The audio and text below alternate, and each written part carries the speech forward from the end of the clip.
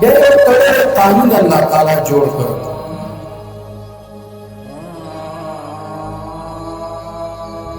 هغه تړلی قانون چې څوک هم ترې سره غړونه کوي هغه د سزا حقداره ګرځي، او چې څوک پرې عمل کوي هغه د ثواب لایق ګرځي.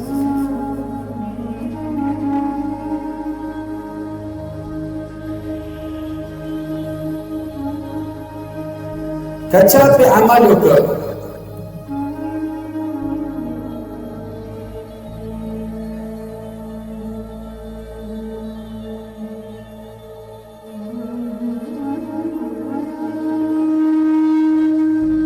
د سزا او د جزا حقدار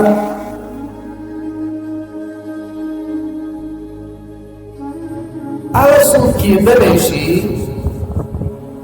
کم خلق چې په شریعت محمدي صلی الله علیه وسلم باندې زندگی تیروي.